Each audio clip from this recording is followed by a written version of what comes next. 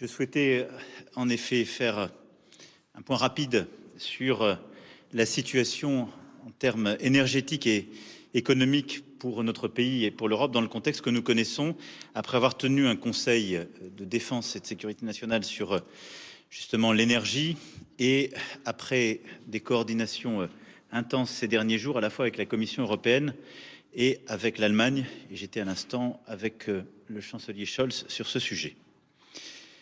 En effet, nous le voyons depuis plusieurs mois, notre pays, notre continent ont été soumis d'abord à une hausse des prix de l'énergie qui a été largement conduite par une reprise de l'activité post-Covid très intense.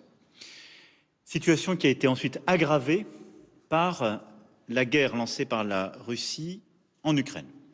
Et ce compte tenu de ce que représente la Russie sur le marché des énergies fossiles, qu'il s'agisse du gaz comme du pétrole. Début 2022, je vais ici rappeler la situation, 25% de toute l'énergie de l'Union européenne était du gaz et 50% de ce gaz venait de la Russie. C'est la situation dont nous partons. Et donc très clairement, cette situation macroéconomique qui existe à partir de la fin de l'année 2021, puis le déclenchement de la guerre, ont fait peser sur notre Europe une situation inédite où ce qui paraissait jusqu'alors des évidences, c'est-à-dire que nous ne manquerions pas de ces ressources fossiles et que nous pourrions mener notre transition climatique au rythme où nous l'avions décidé, a été remis en cause. Et donc nous avons aujourd'hui un objectif qui est d'abord de sécuriser la fourniture de gaz et le plus vite possible d'accélérer notre transition pour pouvoir nous en passer et évidemment dans ce contexte et dans cet entretemps de maîtriser les prix et l'inflation qui en découle. Et je le dis dans un contexte où en un an de temps, les prix du gaz ont été multipliés sur le marché par 5 ou 6 et les prix de l'électricité ont atteint des niveaux qu'ils n'avaient jamais connus avec des phénomènes spéculatifs extrêmement importants. Dès le début de la guerre, nous avons réagi en Européens. Et la France avait alors la présidence du Conseil. C'est l'agenda de Versailles, dès le mois de mars 2022, qui a acté qu'il nous fallait justement au plus vite sortir de la dépendance au charbon, au pétrole et au gaz russe. Avec une stratégie qui consiste à confirmer et accélérer notre agenda climatique. L'agenda qu'on appelle en bon français Fit for 55, et cet agenda que nous avons porté durant la présidence française en passant de nombreux textes, c'est celui qui nous permet d'accélérer le plus vite la sortie des énergies fossiles. Il prendra néanmoins, nous le savons, plusieurs années. Mais la situation actuelle le confirme et le conforte, c'est-à-dire c'est un agenda par lequel nous allons électrifier nos usages, aller vers plus de renouvelables, de nucléaire, de sobriété énergétique, ces trois piliers qui fondent à la fois la stratégie européenne et la stratégie française. Le deuxième pilier, c'est celui que j'évoquais, c'est d'accélérer les économies d'énergie. Je vais y revenir. Qui, lui, en plus de l'efficacité à court terme. Et le troisième pilier, de contingence, a consisté, dès le mois de mars, à décider de diversifier nos sources d'énergie, y compris fossiles, pour faire face à ce risque géopolitique. Cette diversification a produit ses effets, mais avec des choix qui ont été faits dans certains pays de rouvrir des centrales à charbon, avec la licence que nous nous sommes accordés de maintenir certaines centrales thermiques que nous voulions fermer en France, et c'est ce que nous avons permis par nos lois, avec l'ouverture de nouveaux terminaux gaziers, plusieurs en Allemagne qui sont en train d'être finalisés, le seront, et à moyen terme en France, un terminal au Havre qui nous permettra de recevoir plus de gaz liquéfié. Nous avons surtout, dans la période, accéléré cette diversification en allant chercher d'autres fournisseurs de gaz, ce qui a permis en quelques mois de passer de 50% que j'évoquais de gaz russe à 9% aujourd'hui dans notre mix. Et puis à côté de ça, de manière plus structurelle, évidemment, nous diversifions nos sources de production pour aller vers plus de renouvelables et de nucléaire, ce qui, dans notre mix, est plus cohérent pour sortir de cette dépendance. Maintenant, au moment où nous nous parlons, nous avons à court terme deux enjeux. Et je pense que c'est la question que se posent beaucoup de nos compatriotes. Comment être sûr qu'il n'y a pas de coupure? Et comment être sûr qu'on maîtrisera au mieux les prix? En effet, à court terme, notre volonté est de faire face, évidemment, aux prochains mois, et en particulier au mois d'hiver. Et nous nous sommes préparés, parce que j'ai demandé au gouvernement, ce qu'ont fait l'ensemble des services, c'est de nous préparer à un scénario d'un hiver froid et d'un scénario dans lequel il y aurait une coupure complète du gaz russe.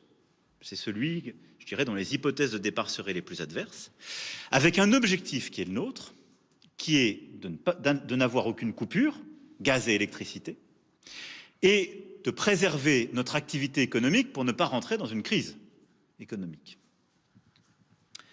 Pour faire face à cela, nous avons d'ores et déjà pris toutes les mesures que j'évoquais, diversifier, nous protéger. Le premier élément, c'était stocker le gaz, puisque lui peut se stocker pour à la fois être consommé par les ménages ou pouvoir produire de l'électricité. Nous nous étions donné des objectifs européens et français. L'objectif de 80% que nous nous étions donné en européen est en train d'être atteint, et à cet égard, l'Europe est en avance de quelques semaines sur les objectifs qu'elle s'était donnés, ce qui a montré une mobilisation de tous les pays. Et en France, nous sommes autour de 92-93% de stockage par rapport à nos capacités. Là aussi, nous sommes en avance sur les objectifs que nous nous étions donnés. Ce qui veut dire qu'on a tous réussi à nous mobiliser, à consommer un peu moins que prévu durant les dernières semaines, et surtout à mobiliser des capacités pour stocker et préparer l'hiver. Le deuxième élément, clé de cette stratégie pour passer l'hiver, c'est de sauver l'énergie que nous pouvons sauver. C'est la sobriété énergétique. Et je veux vraiment insister sur ce point, parce que nous avons chacun un rôle à jouer en la matière. Et il est très important. La meilleure énergie, c'est celle qu'on ne consomme pas. Et donc, à cet égard, le gouvernement a élaboré une première série de mesures. Il en a préparé une série d'autres. Et nous avons, je vais être très simple, et la Première ministre, les ministres rentreront dans les prochains jours et les prochaines semaines dans le détail. Mais notre objectif, c'est par ce biais-là d'économiser environ 10% de ce qu'on consomme habituellement. Et c'est faisable par une série de gestes simples, en étant d'abord dans une logique volontariste, si je puis dire, et pas coercitive, en appelant à la responsabilité de chacun et en partageant toutes les informations qui sont les nôtres. On est déjà en train d'économiser de l'énergie par rapport à nos comportements habituels, parce qu'elle coûte un peu plus cher, il faut bien le dire, et parce que tout le monde est en train d'intégrer cette nécessité. Mais si nous nous mobilisons, et c'est bien un plan de mobilisation active auquel j'appelle, nous pouvons atteindre cet objectif de 10%. Dans les consommations publiques, dans les bâtiments tertiaires, chez les ménages et évidemment dans tous les secteurs d'activité. Le gouvernement va décliner secteur par secteur ce plan, mais chacun d'entre vous a son rôle à jouer. Et une bonne partie de cet effort, la chose la plus efficace, c'est de baisser un peu la clim quand il fait chaud, ce qui est plutôt le cas en ce moment, et c'est d'essayer de se caler sur une référence de chauffage dès qu'il commencera à faire froid, autour de 19 degrés dans la pièce, pour maintenir la température ambiante. Si on fait ces petits efforts collectifs, alors il sera assez, je dirais, assez spontanément, le pays pourra atteindre ses objectifs de sobriété. Le gouvernement donc, va décliner cet objectif et pour moi, ce plan de sobriété, c'est ce qui doit nous éviter d'aller vers quelque chose qui est plus coercitif et qui serait à ce moment-là un plan de sobriété de renforcer, voire de rationnement, et qui évidemment nous protégera in fine des coupures. Et donc vous le voyez, en quelque sorte, c'est par gradation. Le premier étage de la mobilisation générale, c'est la sobriété volontaire.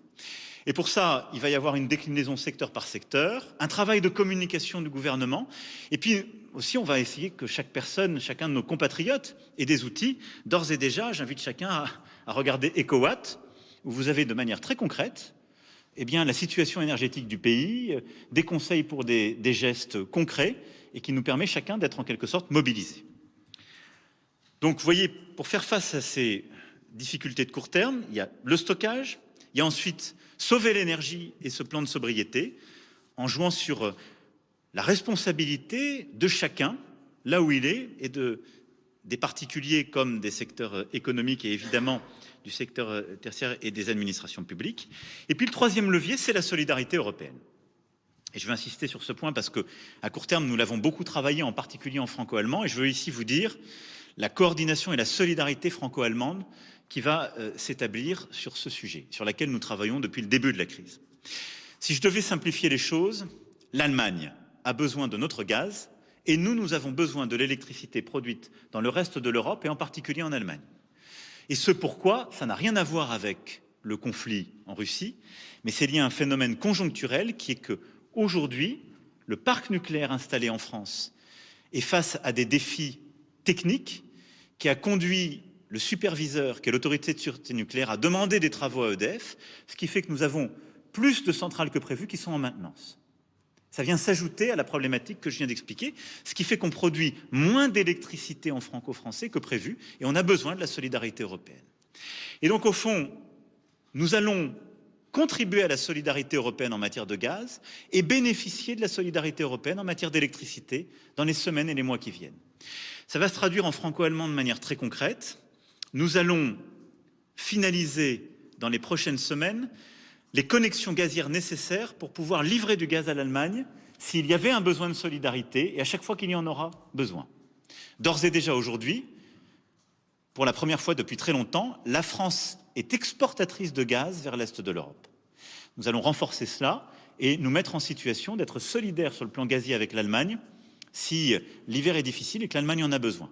Les travaux ont été actés dans le Conseil de vendredi. Ils se feront dans les prochaines semaines et seront prêts pour l'hiver. De la même manière, l'Allemagne s'est engagée à une solidarité électrique à l'égard de la France et donc se mettra en situation de produire davantage d'électricité et surtout nous apporter dans les situations de pic sa solidarité électrique en la matière. Cette solidarité franco-allemande, c'est l'engagement que nous avons pris avec le chancelier Scholz, c'est celle que nous tiendrons dans les prochains mois et qui s'inscrit plus largement dans une solidarité européenne qui a été structurée par les communications de la communication européenne dès le début de l'été, qui a appelé à de la solidarité entre les pays et à un plan de sobriété partout en Europe, tel que je viens de le décliner. Ça, c'est pour passer l'hiver. Et si nous faisons ce que je viens de dire et que nous nous mettons en situation, notre vision est que nous pouvons regarder sereinement les choses. Et donc, en quelque sorte, les solutions sont d'ores et déjà aujourd'hui dans nos mains. Si nous savons être au rendez-vous de la sobriété et de la solidarité. Ensuite, il y a la question des prix, évidemment, qui préoccupe beaucoup nos compatriotes. Sur ce sujet, les mesures sont d'abord nationales. Et c'est des mesures, en quelque sorte, de correction. La France les a pris parmi les premiers pays dès octobre-novembre 2021. Nous avons mis en place des séries de boucliers, face en particulier à l'envolée des prix de l'électricité et du gaz. Nous avons aussi pris des dispositions par rapport au prix de l'essence, qui se sont accrues des dernières contributions que nous avons obtenues ces dernières semaines avec des effets concrets à la pompe ces jours-ci. Et en quelque sorte, nous avons évité une hausse d'environ 50 à 70% des prix du gaz et de l'électricité pour nos compatriotes. Ce qui fait que la France est l'un des pays qui a le plus protégé les ménages et les petites et moyennes entreprises en Europe. Beaucoup de pays sont en train aujourd'hui de rejoindre nos mesures et c'est d'ailleurs le sens du plan qui a été annoncé hier par le gouvernement allemand qui rejoint la logique de beaucoup de nos dispositifs. Tout ça fait qu'aujourd'hui, la France est parmi les pays qui ont les taux d'inflation les plus faibles en Europe, parmi les taux les plus faibles de la zone euro, et qu'aujourd'hui, nous avons au maximum protégé les ménages et les entreprises sur ce sujet. Néanmoins, nous le savons, dans les prochains mois, il nous faudra encore mieux cibler et avoir une réponse plus structurelle pour aider plutôt à la rénovation thermique et à l'électrification des pratiques et cibler nos réponses pour accompagner les ménages. Ceci doit s'accompagner de mesures européennes. La Commission est en train de préparer le travail. J'ai eu l'occasion d'avoir plusieurs échanges avec la présidente de la Commission et au fond, nous avons un travail depuis plusieurs mois en la matière. Je veux ici dire en tout cas la position de la France quant aux grands axes qui semblent se dessiner. D'abord, nous sommes favorables à des pratiques d'achat commun du gaz. Ceci permettrait à l'Europe, en achetant groupé, d'acheter moins cher. Et donc, nous continuerons d'agir, et je crois que pouvoir dire que le chancelier Scholz partage cette vision, nous en avons parlé un instant, donner et de manière concrètement d'agir en fonction de ce que nous avons acté au niveau européen. La deuxième chose, si la Commission venait à décider de mettre un plafond au prix du gaz acheté à travers les gazoducs à la Russie, la France soutiendrait une telle mesure. Il me paraît de nature à être cohérente avec notre politique de sanctions et à réduire ces prix. La troisième chose, c'est que nous défendons un mécanisme de contribution européenne à l'égard, qui serait demandé donc aux opérateurs énergétiques pour ceux dont les coûts de production sont très inférieurs au prix de vente sur le marché. Il y a en effet des bénéfices indus qui sont faits par des opérateurs de marché aujourd'hui. Et la bonne approche, c'est qu'une contribution leur soit demandée au niveau européen. Cette contribution pourrait ensuite être reversée aux États membres pour financer leurs mesures nationales ciblées. C'est l'approche que nous soutenons et c'est l'approche que la France et l'Allemagne soutiennent. Elle est la plus cohérente pour éviter les distorsions entre pays européens. Elle est la plus juste et elle serait la plus efficace. Si une telle approche ne pouvait aboutir au niveau européen, alors nous serions obligés de la regarder au niveau national. D'ores et déjà, c'est ce que nous avons fait avec certains opérateurs ces derniers mois, comme vous avez pu le remarquer. Il y a en tout cas là aussi une convergence franco-allemande pour défendre un tel mécanisme de contribution européenne si la Commission le proposait dans les prochains jours. Enfin, pour réduire la volatilité des prix, il nous paraît indispensable d'avoir des mesures de lutte contre les pratiques spéculatives qui permettraient de mieux encadrer les pratiques d'appel de marge et de couverture sur les marchés qui ont conduit à l'envolée des prix et à la démultiplication en quelque sorte des effets réels sur les marchés par certains opérateurs. Nous souhaitons là-dessus avoir au moins un accord franco-allemand. Nous avons pris l'engagement tout à l'heure avec le chancelier Scholz et notre souhait est qu'il puisse y avoir des mécanismes de contrôle de ces opérations spéculatives au niveau européen. Ça, c'est pour le volet prix à court terme. Et donc, je souhaite que la Commission puisse parachever son travail dans les tout prochains jours. Et je veux ici redire tout le soutien de la France au travail de la Commission européenne depuis le début de la crise et sur ces mesures. À moyen terme, ça veut dire dans les prochains mois, il nous faut continuer à avancer à marche forcée. D'abord, pour produire davantage et produire davantage de sources alternatives d'énergie et tout particulièrement d'électricité en France et en Europe. C'est pourquoi j'ai demandé au gouvernement de parachever des textes législatifs pour permettre d'accélérer nos projets de production d'énergie renouvelable et de nucléaire. Aujourd'hui, nos rythmes quant aux travaux pour permettre les capacités de production en renouvelable ou en nucléaire montrent que nos projets sont trop lents. Je serai dès que possible à Saint-Nazaire pour inaugurer le champ d'éoliennes en mer, ce que je devais faire aujourd'hui, mais que le temps n'a pas permis, ce qui me permet d'avoir le privilège d'être devant vous et ce qui m'a permis d'échanger avec mon homologue allemand. Mais imaginez que ce projet a été lancé par mon antéprédécesseur. Et donc, face au défi qui est le nôtre aujourd'hui, on doit aller beaucoup plus vite dans la production de ces énergies renouvelables. Et donc, simplifier les choses drastiquement. Nous sommes en guerre. C'est un état de fait. Nous devons. L'énergie fait partie des instruments de guerre utilisés par la Russie. Et donc, nous devons absolument nous mettre en situation de produire plus vite des sources alternatives d'électricité. Le deuxième point, c'est d'accélérer l'électrification de nos pratiques et donc d'aller beaucoup plus vite sur la rénovation thermique des bâtiments, sur la conversion du parc automobile et sur l'installation comme modèle aussi clé de transport d'énergie de l'hydrogène au niveau européen. Puis le troisième élément à moyen terme, c'est de réformer le marché de l'électricité. Aujourd'hui, vous le savez, ce marché au niveau européen a deux défauts et je souhaite qu'en franco-allemand, nous puissions y travailler. Il y a maintenant un accord franco-allemand sur ce sujet et nous avons une vraie convergence de vues avec l'Italie aussi. D'abord, nous devons parachever le réseau européen électrique et multiplier les connexions électriques européennes pour que l'électricité puisse circuler de la manière la plus efficace et rapide entre les pays.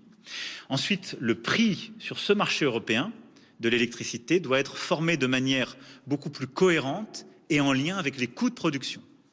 Aujourd'hui, le prix de l'électricité sur le marché européen est beaucoup trop dépendant des contributions marginales et en particulier celle du gaz, en particulier en moment de pic.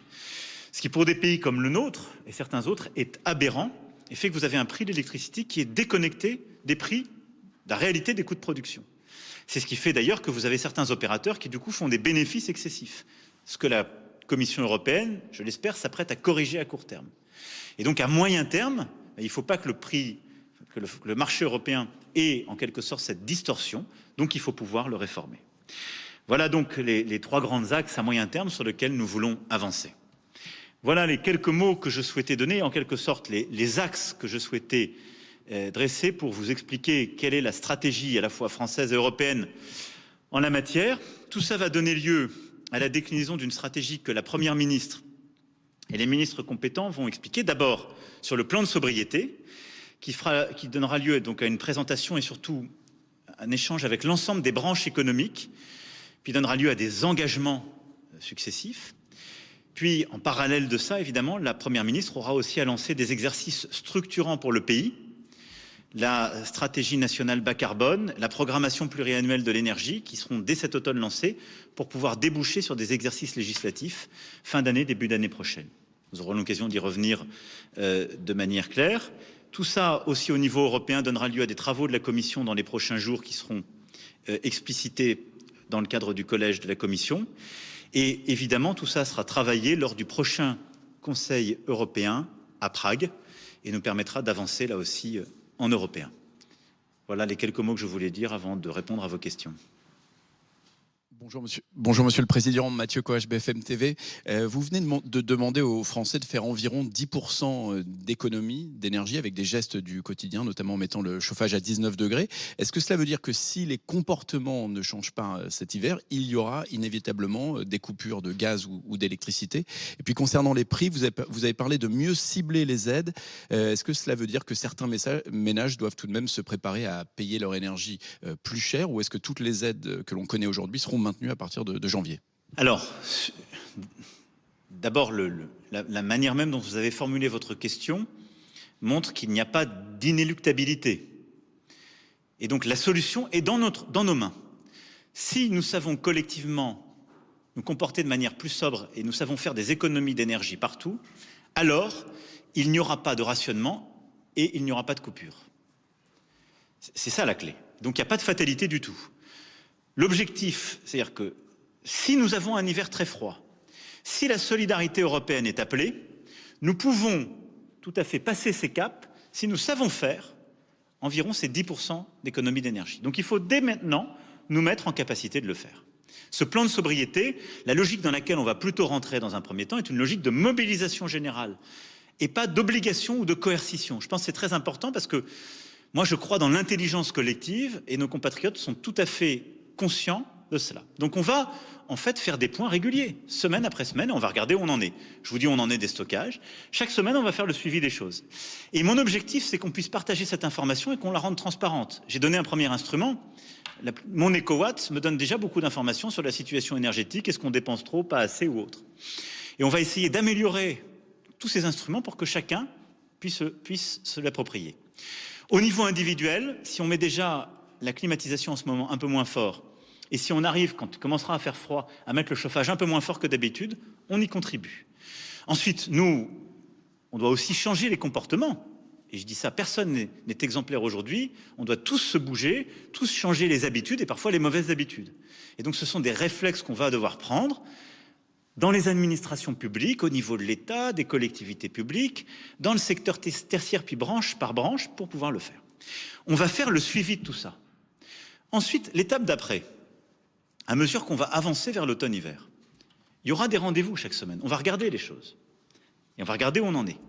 Si on voit qu'on n'est pas au rendez-vous de la responsabilité collective, à ce moment-là, on se posera la question. On va dire, est-ce qu'on doit être plus contraignant?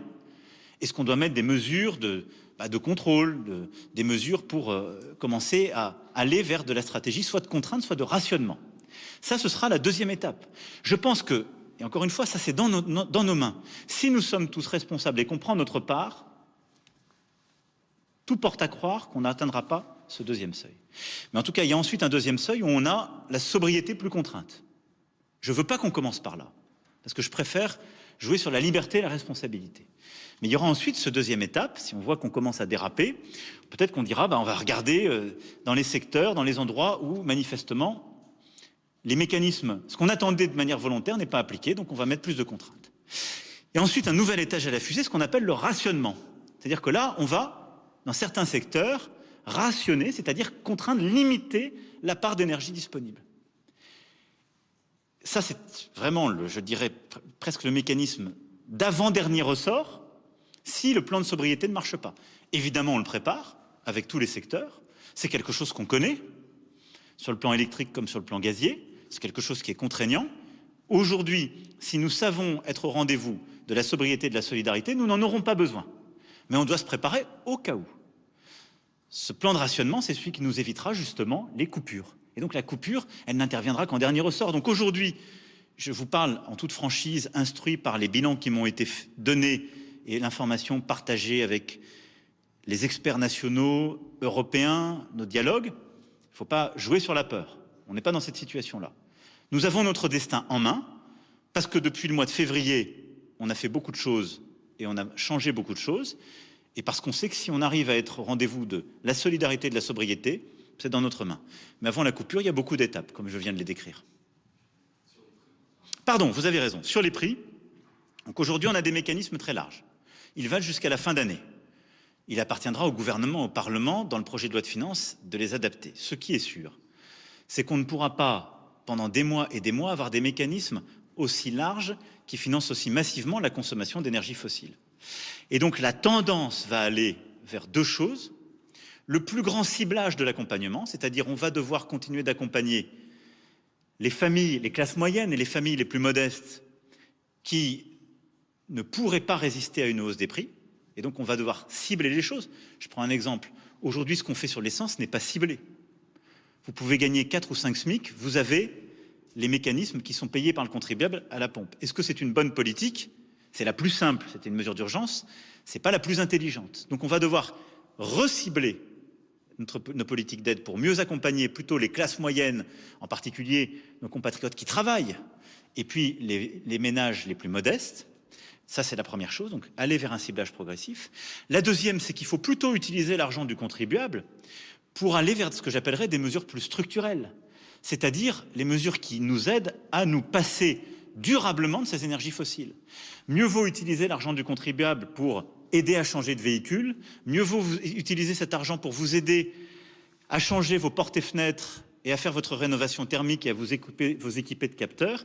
Et donc on va plutôt mettre de l'argent pour accompagner les ménages, les collectivités publiques et les entreprises dans cette transition et l'accélérer. Angèle Calvo de l'agence espagnole de presse CFE. Est-ce que vous avez parlé avec le chancelier du projet de gazoduc entre la France et l'Espagne, c'est-à-dire l'ancien MidCat? Et d'après les déclarations de votre gouvernement ces dernières semaines, est-ce qu'il faut comprendre que c'est un projet définitivement enterré par la France?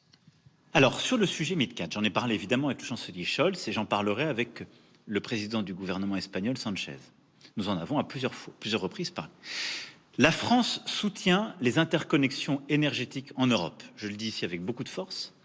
Et nous soutenons avec force, nous sommes en train d'en faire avec l'Allemagne une, enfin en tout cas, techniquement on l'aménage pour pouvoir avoir un flux de la France vers l'Allemagne, c'est les travaux que j'évoquais tout à l'heure. Et nous sommes pour développer toutes les interconnexions qui ont du sens. Et je suis en particulier favorable, au-delà de ce que nous avons déjà porté durant le premier quinquennat, à continuer à intensifier les connexions et les interconnexions électriques entre la France et l'Espagne. Pour ce qui est des connexions gazières entre l'Espagne et la France, je voudrais qu'on parte simplement de la réalité, des besoins et de l'avenir. La réalité, c'est qu'aujourd'hui, entre la France et l'Espagne, il y a 2 gazoducs. La réalité, c'est que si je prends l'utilisation de ces gazoducs depuis la période de stress, c'est-à-dire février, ils sont utilisés à 53% de leur capacité. Et la réalité, c'est que quand je regarde les chiffres du mois d'août, le sens de la marche est que la France exporte du gaz vers l'Espagne. Donc aujourd'hui, au moment où je vous parle, qui est celui d'un pic de crise gazier, nous ne sommes pas en train de saturer les connexions existantes et il n'y a pas un besoin de l'Espagne d'exporter ses capacités gazières vers la France puisqu'elle en importe. Au moment où je vous parle, les centrales à gaz produisant de l'électricité en Espagne sont en sous-utilisation. Donc, je le dis avec beaucoup de naïveté, je ne comprends pas le problème à court terme qu'on essaie de résoudre. Je ne le comprends pas. Et pour plagier un de mes prédécesseurs, je ne comprends pas pourquoi on sauterait comme des cabris pyrénéens sur ce sujet pour expliquer que ça réglerait le problème gazier. C'est faux. C'est factuellement faux. Si on était à 100% de l'utilisation de nos gazoducs et s'il y avait aujourd'hui un besoin d'exporter les gaz vers la France, l'Allemagne ou autre, je vous dirais oui, ça n'est pas vrai. La deuxième chose, c'est que si on décidait aujourd'hui MidCat, les travaux ne seraient pas sans mal, parce qu'il y a beaucoup d'opposition, en particulier environnementale. qui ne sont pas sans fondement. Et vous irez voir au Pic d'Aneto ou dans d'autres endroits qui nous sont chers les questions qu'un tel gazoduc soulèverait. Est-ce que investir aujourd'hui pour avoir un gazoduc, un troisième gazoduc entre la France et l'Espagne, répond à notre question? Je ne crois pas. Est-ce qu'il répond à terme à une production de gaz ou une importation de gaz venant des pays du Sud que l'Espagne ferait? Je n'ai pas eu cette information. Je n'ai pas eu. Ça voudrait dire que l'Espagne doublerait ou triplerait les importations de gaz qu'elle ferait du Sud. Honnêtement, je ne le crois pas. Donc, il faut me partager l'information.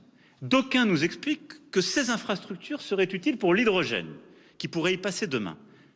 J'ai deux réserves à cet égard que je veux partager avec mes collègues. La première, tous les experts aujourd'hui me disent il est faux de dire qu'un gazoduc pourra demain transporter de l'hydrogène. Ça supposera des nouveaux travaux très lourds, parce qu'il se trouve que les caractéristiques de l'hydrogène ne sont pas du tout les mêmes, et c'est pas vrai qu'un gazoduc d'aujourd'hui transportera de l'hydrogène. La deuxième, c'est que plusieurs m'expliquent même qu'il serait aberrant de transporter de l'hydrogène de l'Espagne à la France ou de l'Espagne à l'Allemagne. Ce qu'il faudrait transporter, c'est l'électricité bas carbone produite en Espagne pour aller faire l'électrolyse sur les lieux de production qui auraient besoin de l'hydrogène. Et ceci va plutôt dans le sens de ce que je vous disais, on a besoin de plus d'interconnexions électriques.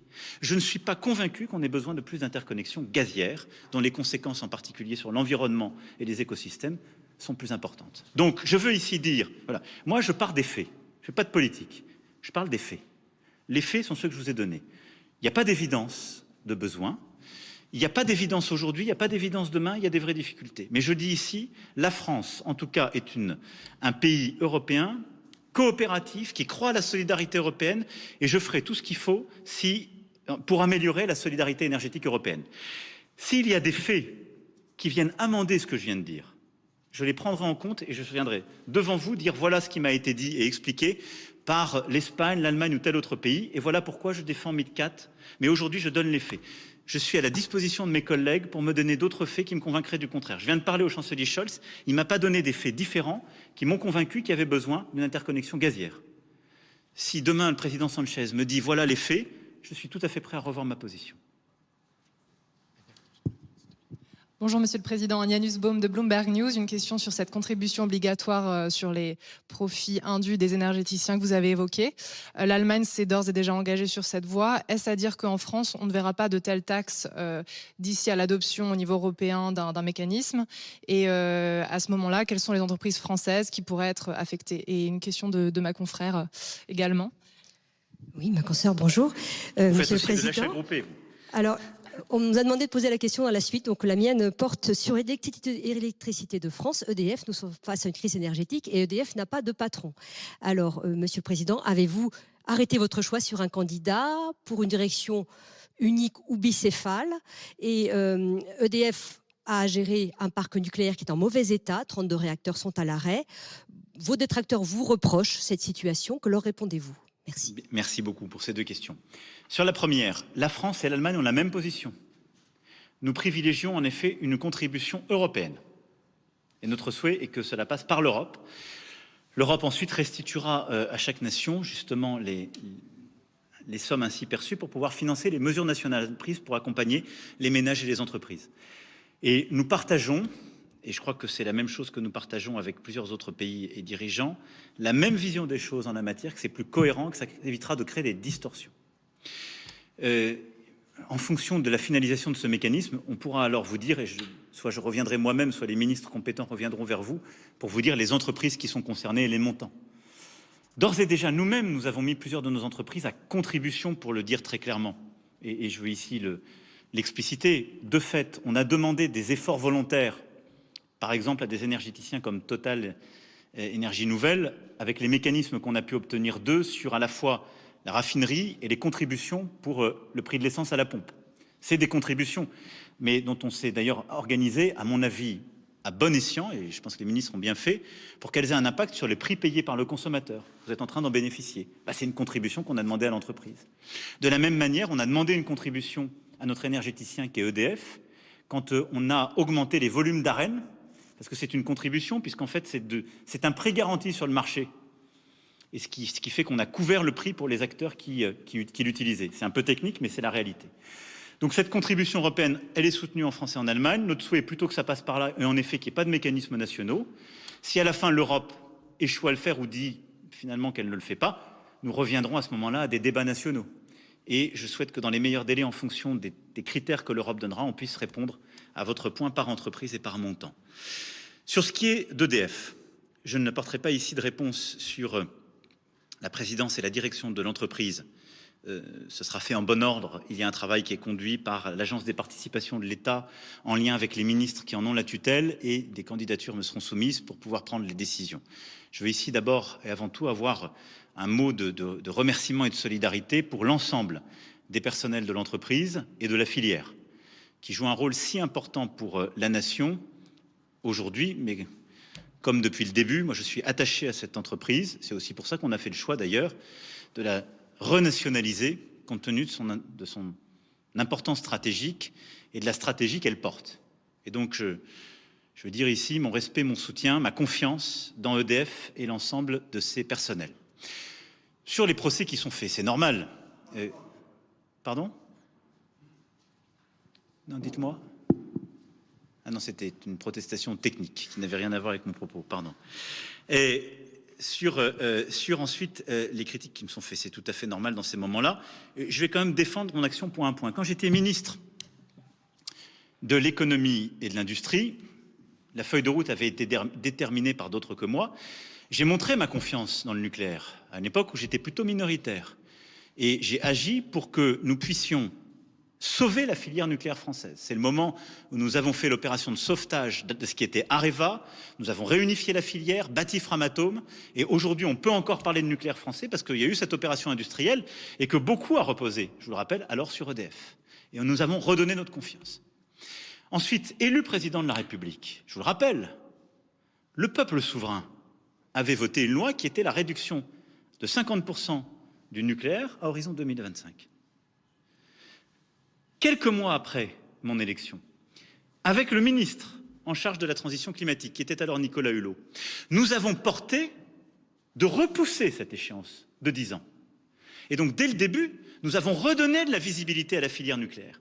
C'est absolument inacceptable que les gens qui ont eu la responsabilité des travaux de maintenance du parc installé puissent expliquer aujourd'hui que nous n'avons pas pris nos responsabilités.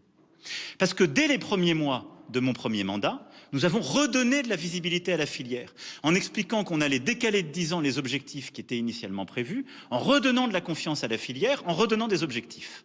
Les travaux de grand carénage ont été décidés, et les investissements en formation et pour l'entreprise ont été pris. Donc chacun à sa place doit prendre ses responsabilités. Pour ma part, je les ai prises. Et la visibilité a été donnée. Les travaux de maintenance du parc existant ne sont en rien conditionnés à la création, les décisions de nouveaux nucléaires que j'ai prises en fin de mandat. C'est tout à fait vrai. Et je vais y revenir dans un instant. Mais qui pourrait raisonnablement penser qu'un pays avec un tel parc installé puisse conditionner les travaux de maintenance de son parc à des décisions de création de nouveaux réacteurs? Nous serions fous. Ça n'a jamais été le cas. Il n'y a jamais eu de conditionnement à ça.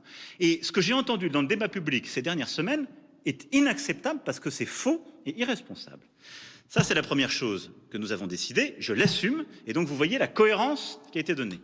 Ensuite, pour Fessenheim, je vous le dis très simplement, Fessenheim était la plus vieille centrale de notre parc. Elle était à la frontière de l'Allemagne qui, aujourd'hui, n'est pas alignée avec nous sur le nucléaire. Quand je vois aujourd'hui la difficulté que nous avons à ouvrir les centrales beaucoup plus récentes que Fessenheim. Fessenheim était une centrale sur laquelle il n'y avait plus de travail de maintenance depuis plus de 5 ans. L'analyse factuelle qui a été faite, c'est le choix le plus rationnel était en effet de confirmer sa fermeture. Et je vais vous dire simplement, les travaux de maintenance, s'ils avaient simplement été faits correctement sur le reste du parc, nous n'aurions même pas cette discussion aujourd'hui. Donc ce n'est pas un sujet Fessenheim.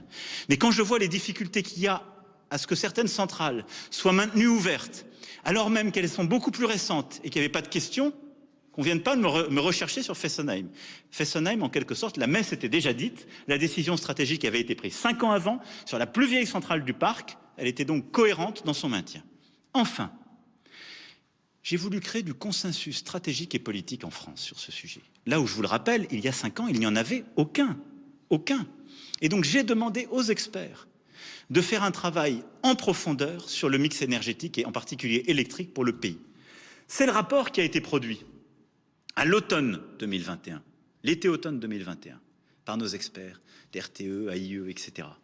Et qui a permis de voir que pour répondre à nos défis, je vous redonne le schéma pour la France. Premièrement, nous devions, d'ici à 2050, faire 30% d'économie d'énergie. Donc la sobriété, elle est comme un pilier, on en a besoin. Que deuxièmement, si on veut être au rendez-vous de notre stratégie, on va devoir électrifier les pratiques. Et que quand bien même on fera ces économies d'énergie, on aura besoin de produire 40% d'électricité en plus qu'aujourd'hui. Et donc que pour arriver à cet objectif à 2050, eh bien on doit avoir un pilier économie d'énergie, un pilier renouvelable accentué et un pilier nucléaire. Et que le tout renouvelable n'est pas soutenable et que le tout nucléaire n'est pas soutenable non plus. C'est la conclusion de ces travaux. Ils ont ensuite conduit à un travail de programmation nationale que j'ai annoncé il y a quelques mois, en février dernier, à Belfort, où j'ai donné la stratégie française. C'est ça la réalité.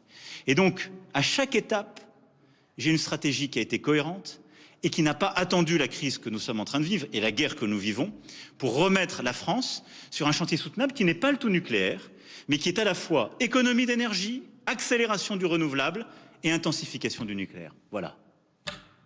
Je ne peux pas être plus exhaustif et plus pédestre, comme on dit. Je prends une dernière question, puis je vais devoir aller retrouver les élus. Est-ce que la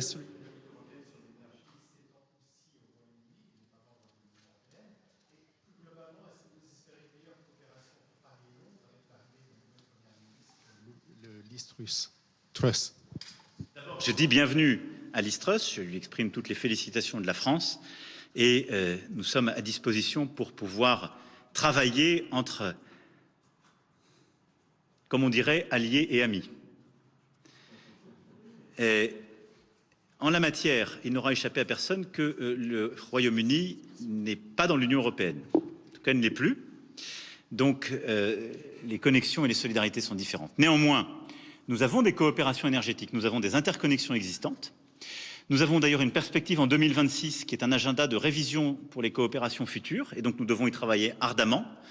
Et nous avons une coopération qui est très structurante dans le nucléaire, qui est aussi une preuve de la force du nucléaire français et de la confiance que les Britanniques ont eue en 2015. Et j'étais alors ministre, mais j'ai mis beaucoup d'énergie pour œuvrer en la matière et je pense que ça a été un geste très fort du Royaume-Uni de faire confiance à la France et à EDF. Et donc je souhaite que nous soyons industriellement à la hauteur de cette confiance, et je n'ai pas de doute là-dessus, mais nous serons aussi, en tant que pays, à la hauteur de cette confiance. Et moi je pense que, quoi qu'il advienne, nous devons, sur le sujet de l'énergie comme sur d'autres, avoir une coopération renforcée. Nous avons les mêmes valeurs, nous avons une histoire d'amitié, nous sommes face à des défis communs. Le Royaume-Uni est un grand pays qui est engagé avec nous pour défendre les valeurs de la démocratie aux côtés de l'Ukraine et qui a besoin aussi de renforcer sa souveraineté énergétique et de gagner la bataille du changement climatique. C'est ça les vrais agendas. Le reste, c'est l'écume des jours. Et donc moi, je ferai tout pour que nous puissions, sur ce sujet, avoir une politique très volontariste et de confiance avec le Royaume-Uni et que nous puissions, sur nos interconnexions et sur le nucléaire, avancer ensemble et aller au plus loin des projets existants et décider de nouveaux projets. Voilà. Je crois que je vais devoir y aller. Merci à vous en tout cas et à très bientôt. Merci.